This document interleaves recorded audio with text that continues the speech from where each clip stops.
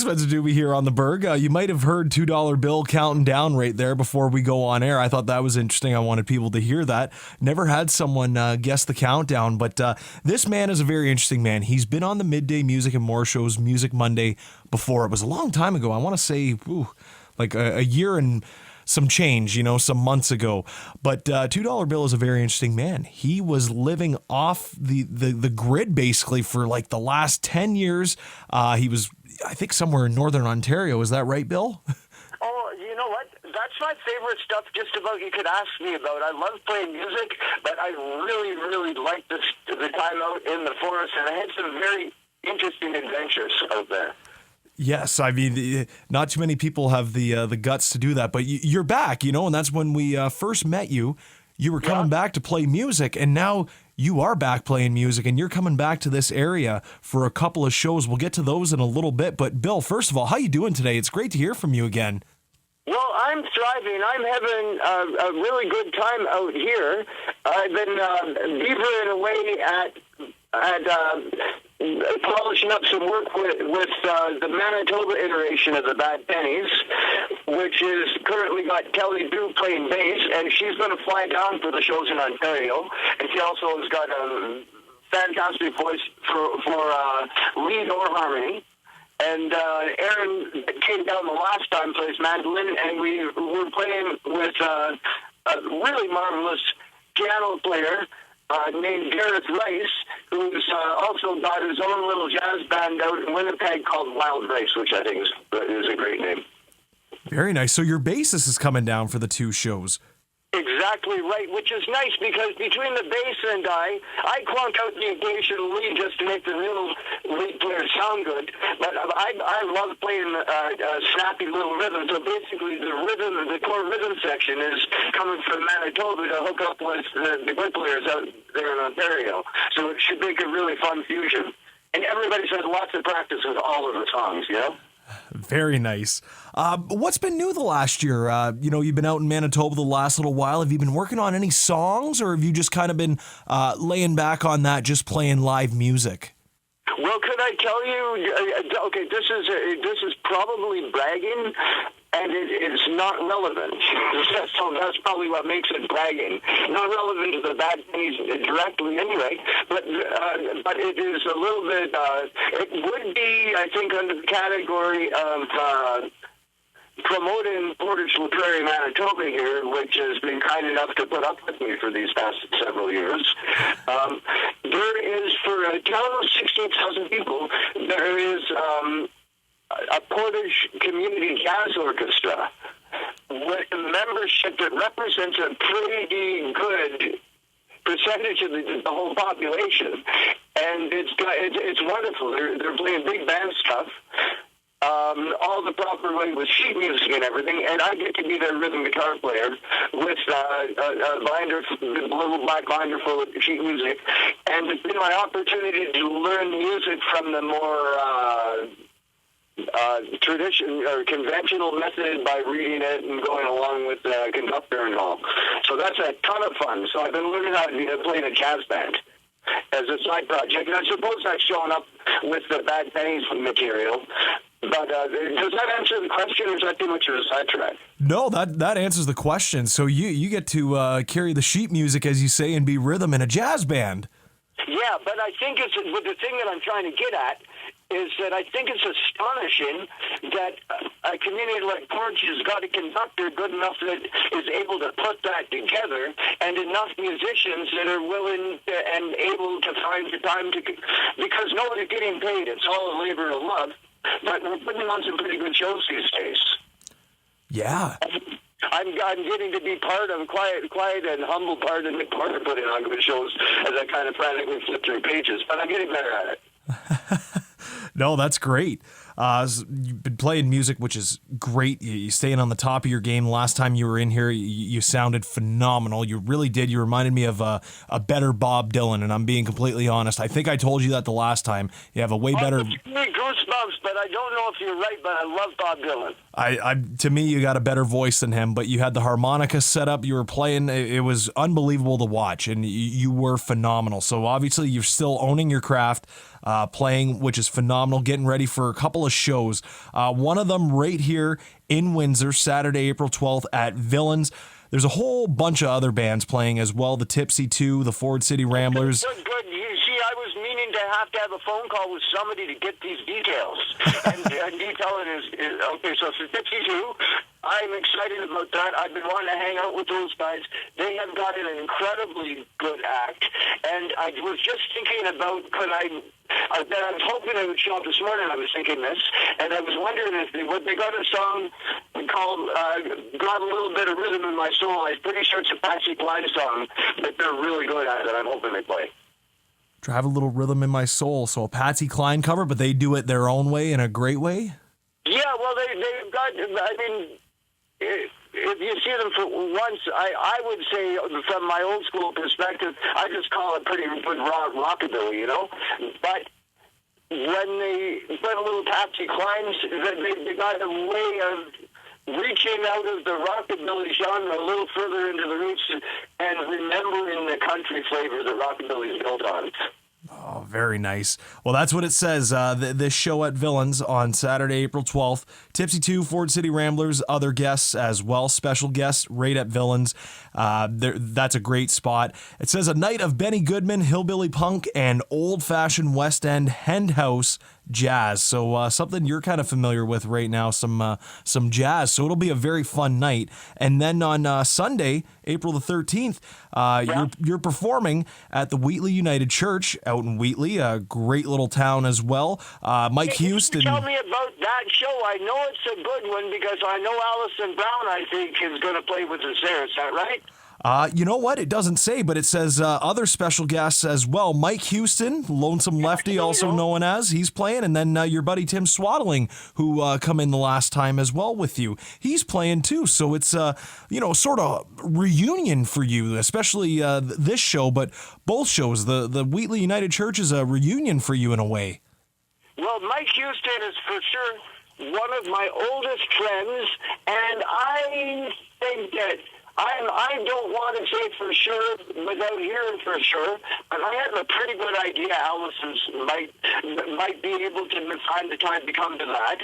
And there's another little thing going on too, but I don't know on the calendar when it is, but that might be a good thing because then people will just watch the venue in general. And this is a venue worth watching in general anyway, and I'll tell you how come. Can I plug something? Okay, it's a 10 Friends Diner, which is a nonprofit that is job placement and work skills for people that are pulling themselves up right by their bootstraps. Super nice people. The food is really cheap, and we always, when I'm down in that area, play a benefit show there, usually for the school lunch, brings people into the diner and raises awareness for it. So, and one of the main things, for example, is it gives me the opportunity to talk about it right now on the radio with you about the 10 Friends Diner. I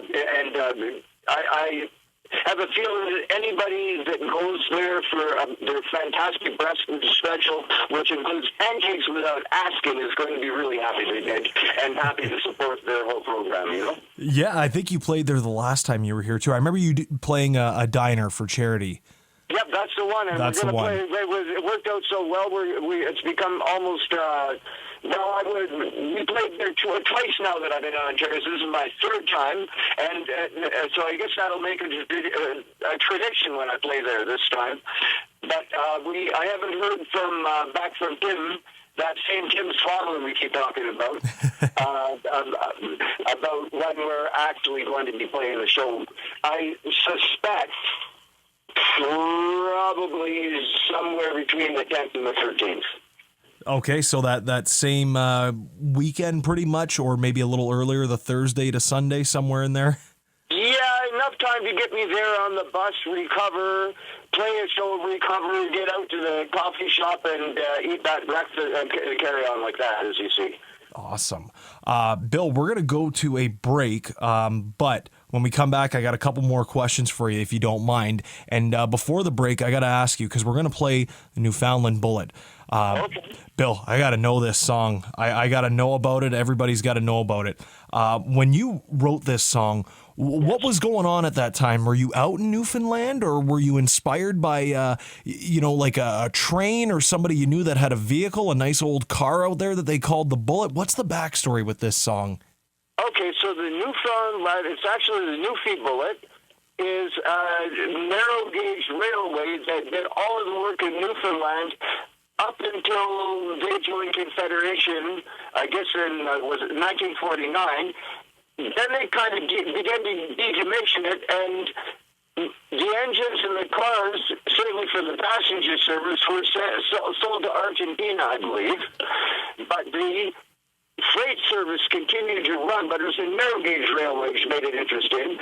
When I was a teenager, my dad and I used to go and visit Newfoundland, and I had the chance to jump in one of the last running parts of the Newfie Bullet, just a freight service, from where we were camping into a little town for supplies. And I was 16 and impressionable. And so I remembered that. The verses of the song are local jokes that people would tell about how slow the train would run. So I took some jokes that I heard and picked up when I was in Newfoundland on that trip with my dad when I was 16, and it with feeling and jumping the thing, and wrote the little song. But when I wrote the song, I had small children at home, and I had started to cook craft dinner. I was fooling around on a tenor ukulele, and the song just kind of came out of my head effortlessly before the noodles were cooked, and I wrote it down and transferred it to the guitar, and there it was. So I can almost, if there was ever a muse or outside inspiration or justification for not taking personal credit for something, I don't know that I can actually take credit for writing the thing. Wow. But still, you come up with it in less than 10 minutes, which is very impressive. Well, I like my 11 minutes. I like my noodles a little softer. Well, that's, hey, to each their own, right? And it was probably the best craft dinner you've ever, cooked, because you come up with a phenomenal song here. So without further ado, I like it. I do like that one, but like I say, sometimes you just get really lucky. Yeah. Well, without further ado, we're gonna play the Newfoundland Bullet by $2 Bill and his Bad Pennies on the Berg. Here it is, everybody. Thank you. Well, they call her the Newfoundland Bullet. She's the island shining queen. From St. John's on back on her narrow gauge track, she's the fastest train you've ever seen. A young lady approached the conductor. She was damn near 9 months gone. The conductor replied to pretty upright, "My dear, you should have stayed at home." That conductor, the lady, did answer, "If I'd known, I would have stayed away. Please forgive me, sir, for creating such a skirt. I was made when I boarded last night." Well, they called her the Newfoundland Bullet. She's the island shining queen. From St. John's on back on her down gauge track, she's the fastest train you've ever seen.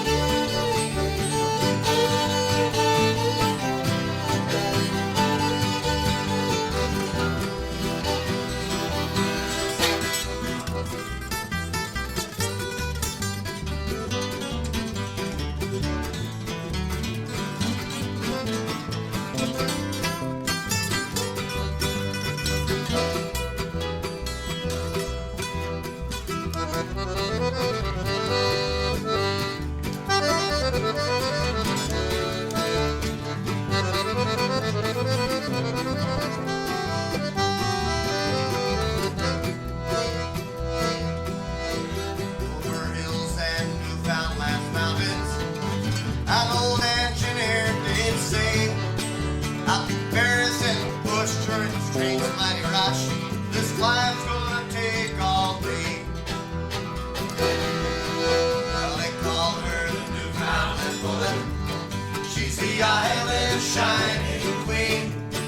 From St. John's on back on the narrow gauge track. She's the fastest train you've ever seen.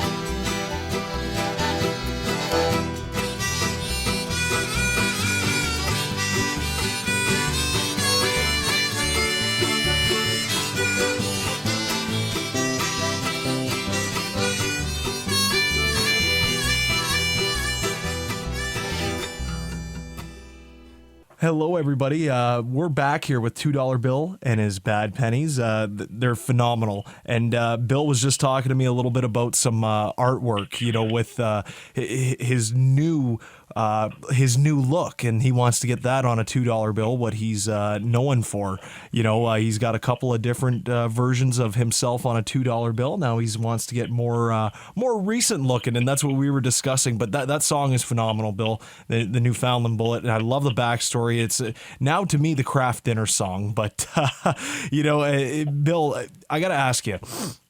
You seem to be a free spirit. I think I might have brought that up to you the last time. Are you feeling like, because right now you're in Manitoba, are you feeling like this area is calling you back for a while to live here for a bit? Or you think you're going to go elsewhere? You're just a little bit choppy there on my end. Can you still hear me? Yes, I can hear you. Oh, okay, and you just came right back in again. Could you just ask, maybe say the last half sentence? Yeah, you know what? I'll summarize it quick. Just you're a free spirit, and you're out in Manitoba right now. Are you feeling like you're going to come back to this area? Are you getting a call in, or you think you're going to go elsewhere or stay in Manitoba?